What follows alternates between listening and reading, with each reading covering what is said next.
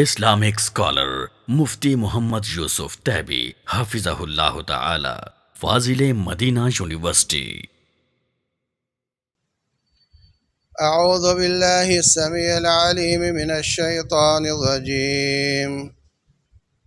يا أيها الذين آمنوا لا يسخر قوم من قوم عسى أن يكونوا خيرا منهم ولا نساء من نساء عسى أن يكن خيرا منهن ولا تلمزوا أنفسكم ولا تنابزوا بالألقاب بئس الاسم الفسوق بعد الإيمان ومن لم يتب فأولئك هم الظالمون. اے ایمان والو، کوئی قوم کسی قوم کو مذاق نہ کرے، اور کوئی عورتوں کی جماعت کو مذاق نہ کرے۔ ہو سکتا ہے جس کو مذاق کیا جا رہا ہو وہ کرنے والے سے اچھا ہو، اور اپنے آپ کو تانے نہ دیا کرو۔ اپنے آپ کو کا مطلب ایک دوسرے کو، جب میں کسی کو تانا دوں گا تو وہ مجھے دے گا۔ وَلَا تَلْمِزُوا أَنفُسَكُمْ وَلَا تَنَابَزُوا بِالْأَلْقَابِ، اور ایک دوسرے کو برے لقبوں کے ساتھ نہ پکارا کرو۔ بئس الاسم الفسوق بعد الایمان، ایمان لانے کے بعد برا نام لینا بہت بری بات ہوتی ہے۔ وَلَا تَلْمِزُوا أَنفُسَكُمْ وَلَا تَنَابَزُوا بِالْأَلْقَابِ، اپنے آپ کو ہمز لمز تانا زنی نہ کیا کرو۔ وَلَا تَنَابَزُوا بِالْأَلْقَابِ، اور ایک دوسرے کو برے لقبوں سے یاد نہ کیا کرو۔ ایمان کے بعد برا نام لینا بڑی بری بات ہے، اور جو توبہ نہیں کرے گا وہ ظالم ہوگا۔ اس کا مطلب کسی کو مذاق کرنا، اس سے توبہ کی ضرورت ہے۔ کسی کو تانا دینا، اس سے توبہ کی ضرورت ہے۔ کسی کو برے نام سے یاد کرنا، برے نام سے پکارنا، اس سے توبہ کی ضرورت ہے۔ اس کا مطلب دیکھو، جو صغیرہ گناہ ہوتے ہیں ان سے توبہ ضروری نہیں ہوتی۔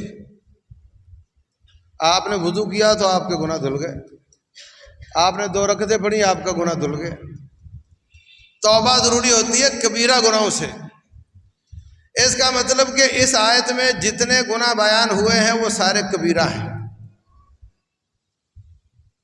اور ویسے بھی دوسرے کے حق سے متعلق ہیں۔ جو حقوق العباد سے متعلق ہوتے ہیں وہ تو دینے پڑتے ہیں،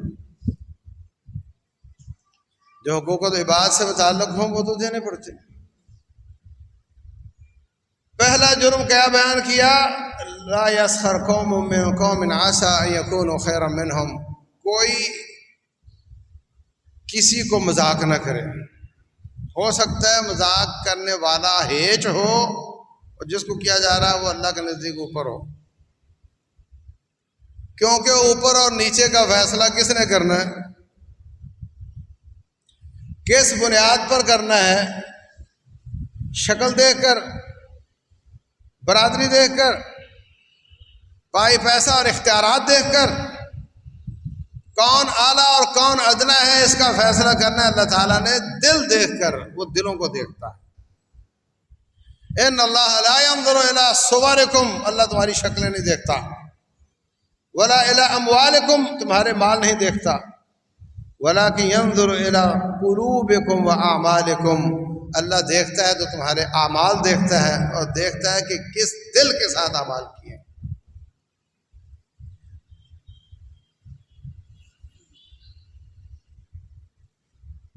اور اس کا علم صرف میرے اللہ کو ہے۔ اس معاشرے میں جس کو ہم ہیچ نیچ سمجھتے ہیں، ہو سکتا ہے اللہ کے نزدیک بڑا اعلیٰ ہو۔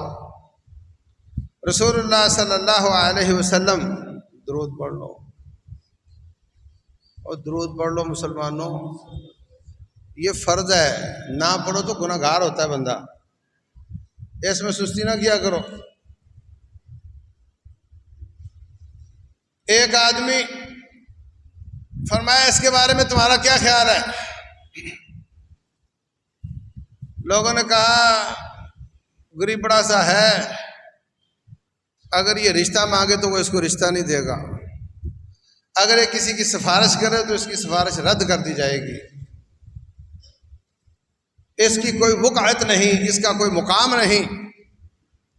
پھر ایک آدمی گزرا اور میں اس کے بارے میں کیا خیال ہے؟ کہا یہ سفارش کرے تو قبول ہوگی، یہ رشتہ مانگے تو دیا جائے گا۔ فرمایا اس جیسے لوگوں سے پوری زمین بھر جائے تو پہلے آدمی کا مقابلہ نہیں کر سکتے، اس جیسے لوگوں سے زمین بھر جائے تو جس کا تذکرہ میں نے پہلے کیا تھا اس کا مقابلہ نہیں ہو سکتا۔ تو عزیز بھائیو، تمہیں کس نے کہا کہ وہ نیچ ہے کہ اس کو مذاق کرتے ہو؟ مذاق کا صاف مطلب ہوتا ہے کہ وہ حقیر ہے، میں اچھا ہوں۔ مذاق کس طرح کیا جاتا ہے؟ مذاق اور تانا دے کر مذاق کرنا، جگت بازی کرنا،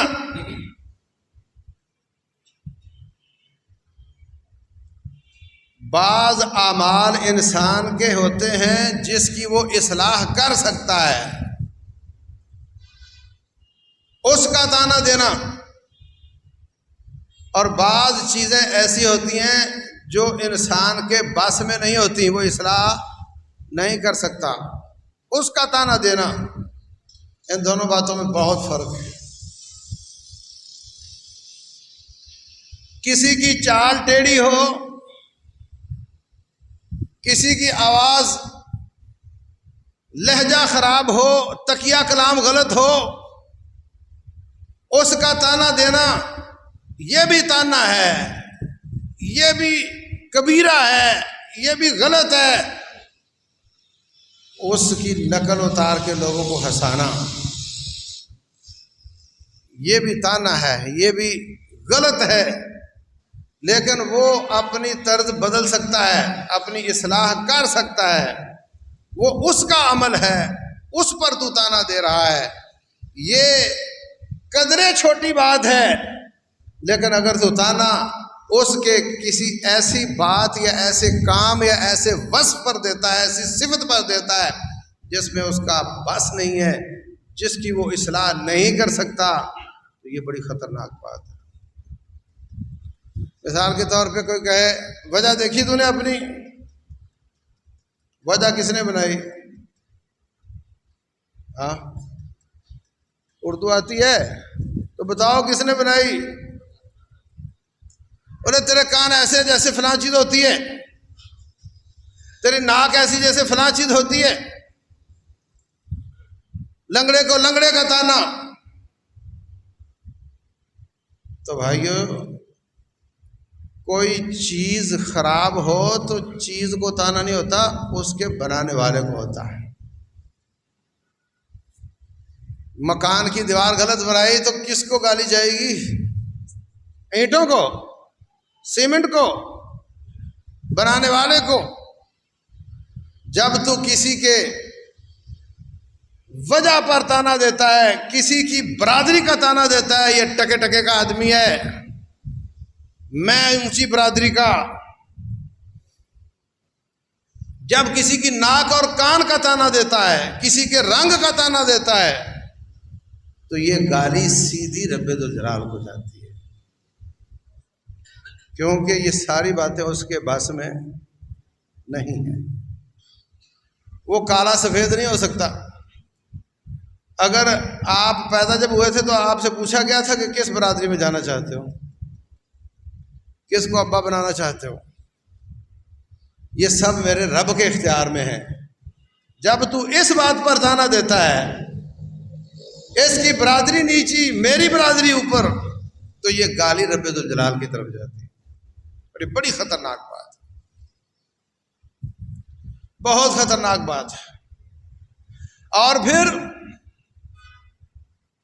عسى ان يكونوا خيرا منهم، ہو سکتا ہے یہ تانا دے کر اس کو نیچا دکھا رہا ہے اور وہ اللہ کے نزدیک اس سے اچھا ہو. تو اس کا مطلب یہ نیچے والا اوپر والے کو تانا دے رہا ہے، وہ تقوی میں اس سے اچھا ہے. اور جب تو کسی کو نیچا سمجھتا ہے، حقیر سمجھتا ہے، تو رسول اللہ صلی اللہ علیہ وسلم فرماتے ہیں، پڑھ لو درود، فرمایا کفا بحسب من مسلم یحقر اخاہ، کسی شخص کی ہلاکت کے لیے، بربادی کے لیے، ناکام ہونے کے لیے، فیل ہونے کے لیے، جہنم جانے کے لیے اتنا ہی کافی ہے کہ وہ بھائی کو حقیر سمجھے.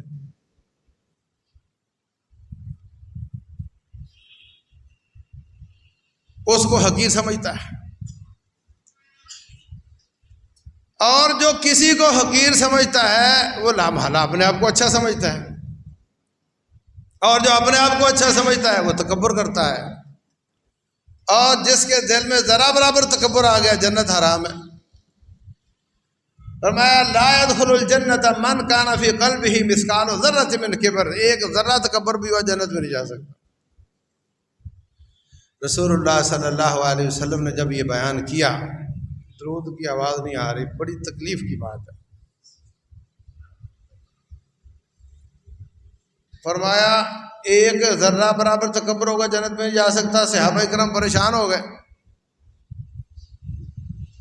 کہنے لگے کلنا یحب ان یکون نعلہ حسنا وثوبہ حسنا.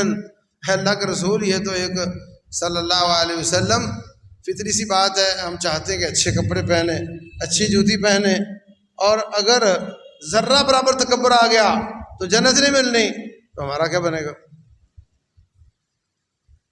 ہم حدیثیں سنتے ہیں، آئی گئی ہو جاتی ہے نا، ان کو فکر لگ جاتی تھی کہ حدیث آ گئی ہے اب ہمارا کیا بنے گا. ہم حدیثیں سنتے ہیں اور سمجھتے ہیں یہ تو اس گھر جا رہی ہوگی نا، میرے لیے تھوڑی ہے، یہ تو اس کے لیے ہوگی نا، میرے لیے تو نہیں ہے. وہ آیات اور احادیث کا مصداق اپنے آپ کو سمجھتے تھے. فرمایا ان اللہ جمیل یحب الجمال، اللہ خوبصورت ہے، خوبصورتی، صفائی ستھرائی اس کو وہ پسند کرتا ہے. یہ تکبر نہیں ہے. تکبر دو چیزیں ہیں، باتار الحق و غمت الناس، حق سمجھ آ جانے کے بعد عمل نہ کرنا، لیٹ کرنا، سستی کرنا، غفلت کرنا، ٹھکرا دینا. وہ غمت الناس، اور لوگوں کو حقیر سمجھنا، یہ تکبر ہے. اچھے کپڑے اور اچھی جوتی تکبر نہیں ہے. اچھے کپڑے اچھی جوتی سے اگر یہ آتا ہے کہ لوگ حقیر ہو گئے ہیں، میں اچھا ہو گیا ہوں، تو اس میں بھی تکبر آ جائے گا. لیکن روٹین میں صاف ستھرا رہنے سے تکبر نہیں. تکبر تب ہوگا جب تو دوسرے کو حقیر سمجھے گا. تو عزیز بھائیوں، ہمارے ہاں باقاعدہ یہ ایک ٹرم استعمال ہوتی ہے، جگت بازی، اور اس میں ایک دوسرے کو لانتے ڈال رہے ہوتے ہیں، لاکھ لعنت تیرے پہ، نعوذ باللہ. ایک ایک جملہ ہلاکت کا سبب بننے والا ہے. اس کے کان، ناک، آنکھ پر، اس کی برادری پر تانا ہو رہا ہوتا ہے، اس کو مذاق کیا جا رہا ہوتا ہے، اور جو زیادہ ہنسا سکے اس کو کامیاب سمجھا جا رہا ہوتا ہے.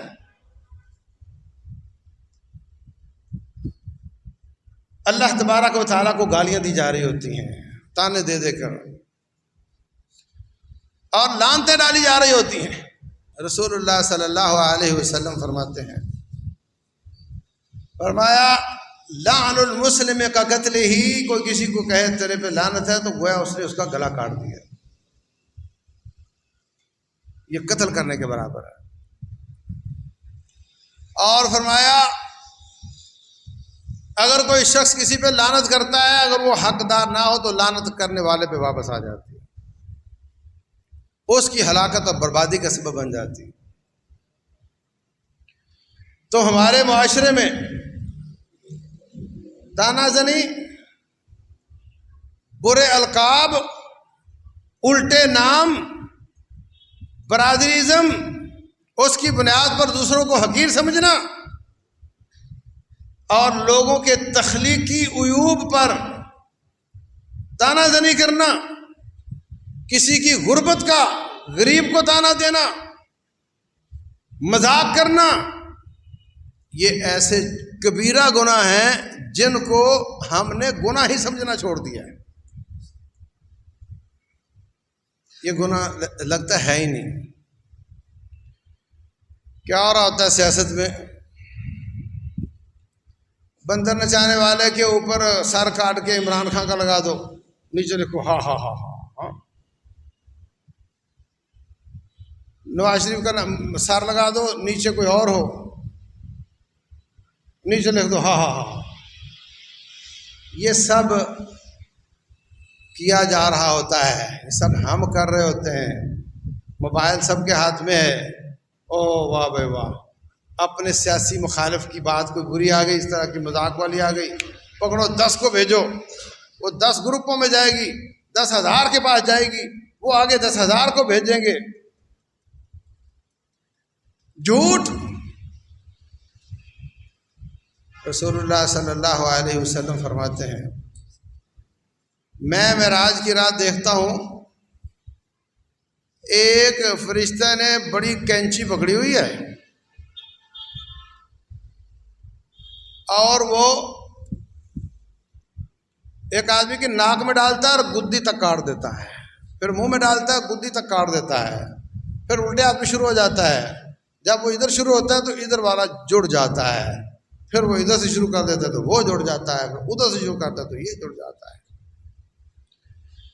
پوچھا گیا کہ یہ کون ہے؟ کہا یہ جھوٹ بولتا تھا اور اس کا جھوٹ آفاق تک چلا جاتا تھا۔ کانا یکذب کذبۃ تبلغ الآفاق۔ اس کا صاف مطلب ہے کہ واٹس ایپ استعمال کرتا ہوگا، فیس بک استعمال کرتا ہوگا، ٹویٹر کا کھلاڑی ہوگا، اور اس کے جھوٹ آفاق تک جا رہے ہوں گے۔ عہد نبوت میں تو ایسا کوئی انتظام نہیں تھا۔ کیوں بھائی؟ عہد نبوت میں کوئی ایسا تھا آفاق تک جھوٹ پہنچانے کا انتظام؟ آج ہم اس قدر رسیا ہو چکے ہیں، اس قدر ہماری ہڈیوں میں رچ بس چکا ہے، اس قدر کہ ہم والدین کی جدائی برداشت کر لیں گے، بیوی بچوں کی جدائی برداشت کر لیں گے، انٹرنیٹ کی جدائی برداشت نہیں ہے۔ اور 2-3 دن انٹرنیٹ بند رہا تو کتنی پریشانی کھڑی ہو گئی جناب۔ گناہ کی ایڈکشن ایسی ہے جیسے نشہ ہو گیا ہو کہ جناب 3 دن گناہ نہیں کر سکے تو پریشان ہو گئے۔ نماز کے بعد پہلا کام کیا کر رہے ہیں؟ دیکھو کوئی میسج نہ آ گیا ہو۔ سونے تک کیا کر رہے ہیں؟ دیکھو کوئی میسج نہ آ گیا ہو۔ فجر پڑھ کے پہلا کام کیا کر رہے ہیں؟ آنکھ کھلے تو پہلا کام کیا کر رہے ہیں؟ دیکھو کوئی میسج نہ آ گیا ہو۔ بھائی دنیا والوں کے میسج اتنی فکر پڑی ہوئی ہے، اور مالک نے تیرے نے ایک میسج بھیجا ہے، وہ کبھی پڑھا ہے؟ رمضان کے بعد 1 مہینہ گزر چکا ہے، کوئی ہے جس نے ایک دفعہ قرآن پڑھ لیا ہو؟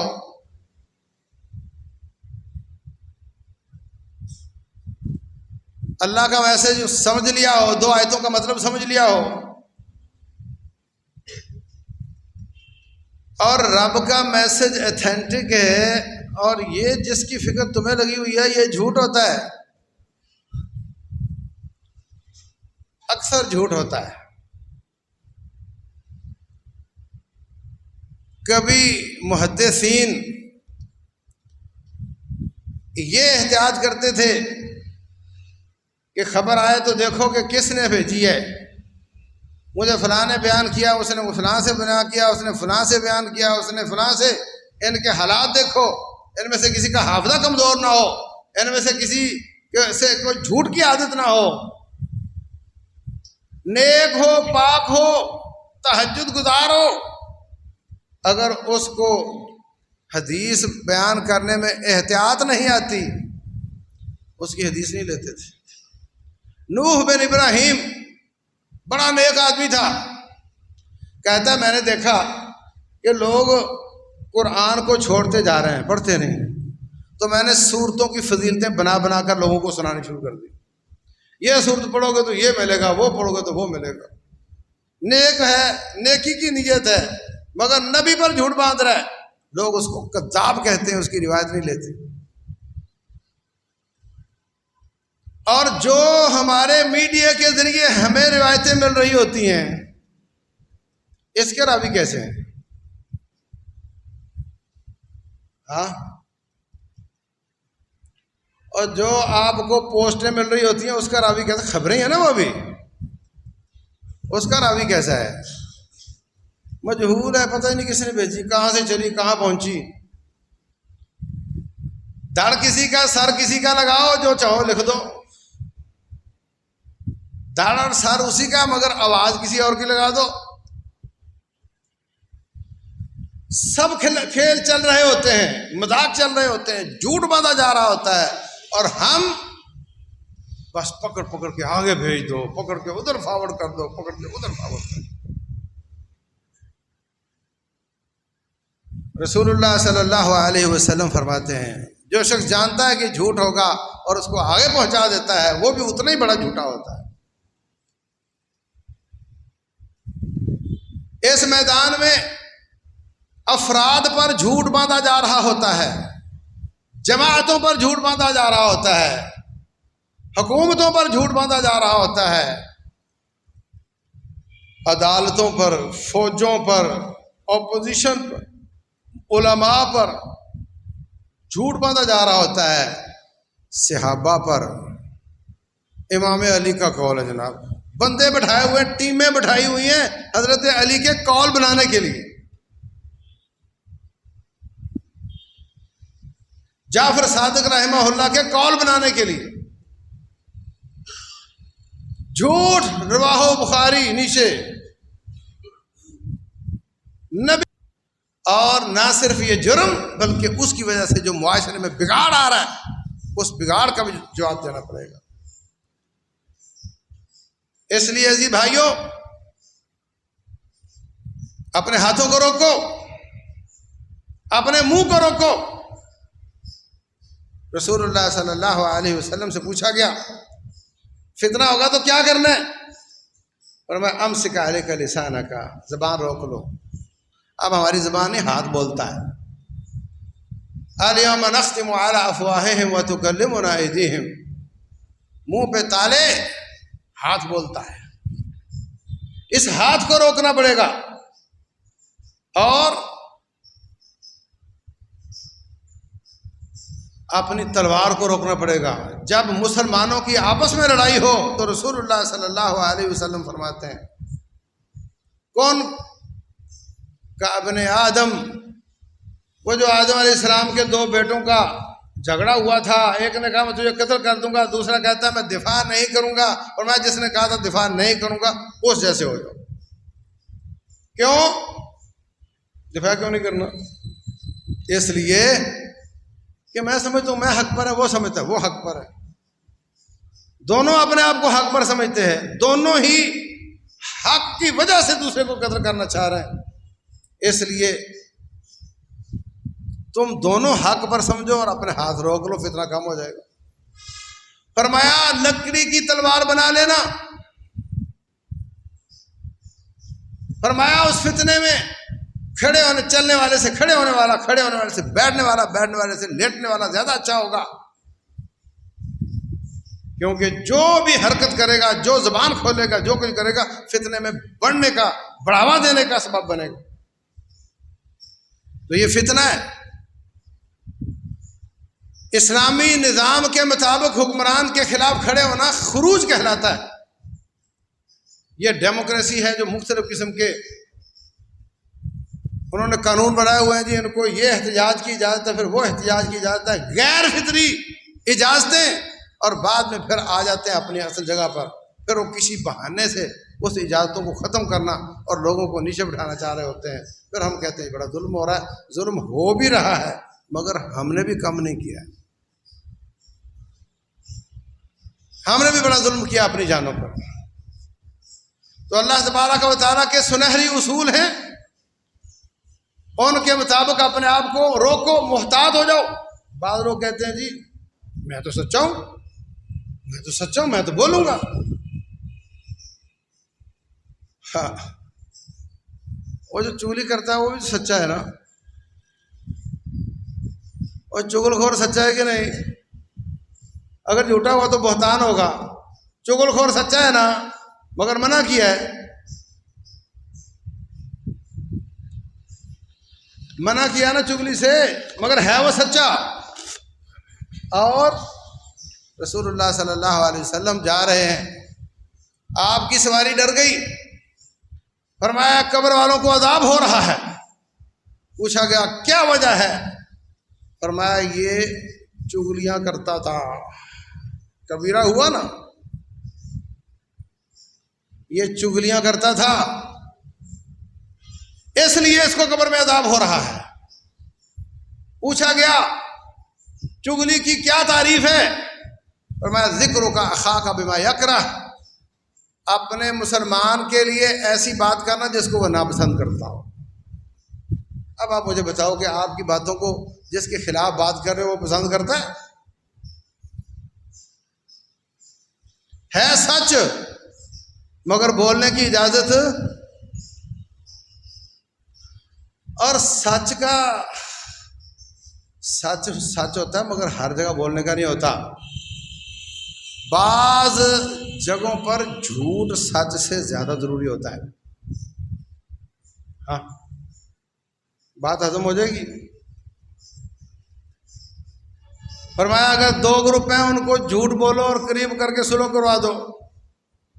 اب دونوں گروپ ایک دوسرے کے خلاف باتیں کر رہے ہیں، آپ ایک پاس گئے، کہا کہ وہ تو آپ کی بڑی اچھی بات کر رہے تھے، وہ تو آپ کے بارے میں بہت اچھا بول رہے تھے، ہے جھوٹ.